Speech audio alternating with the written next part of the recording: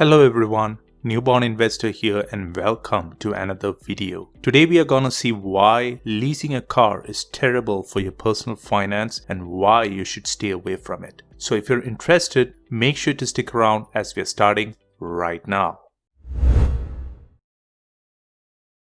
What we are today is because of the choices that we made yesterday, and that is very true when it comes to our finances. Unlike most of us, the wealthy stays rich because they pour money into assets and investments that go up in value.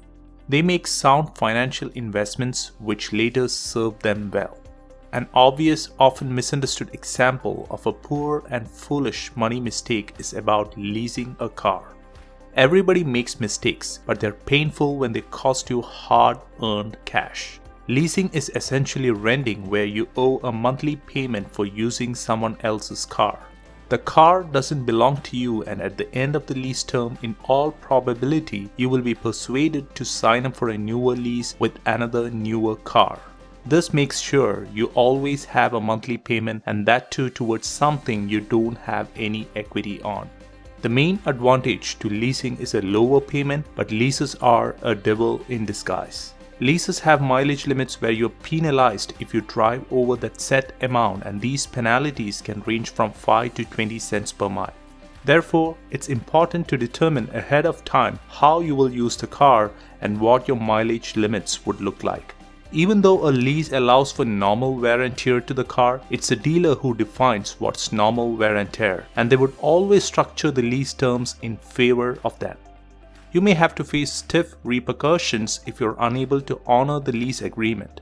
A typical example would be where you lose your job or experience a financial hardship and could not afford the payment anymore.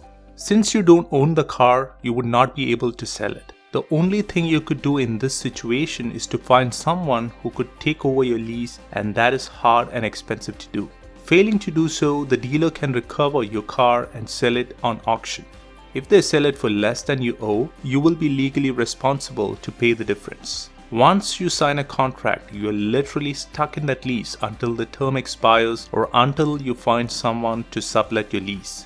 For most people, leasing doesn't make financial sense. Buying a car is almost always better than leasing a car. However, there are some exceptions for business owners and entrepreneurs who can use the leasing cost to lower their tax liability. I personally consider possessions to be a horrible investment, and they very rarely buy the happiness that they promise. Whether you buy or lease a car is a highly personal decision. Before you decide what to go with, you should always consider your personal situation and finances. I hope this video shed some light on things you should be aware of before signing up for a lease. Now, I would love to hear from you guys. Do you prefer to buy or lease a car? Leave a comment below with your answer and I will be sure to follow up with you. So till you hear from me again, stay safe. Thanks for watching. Bye.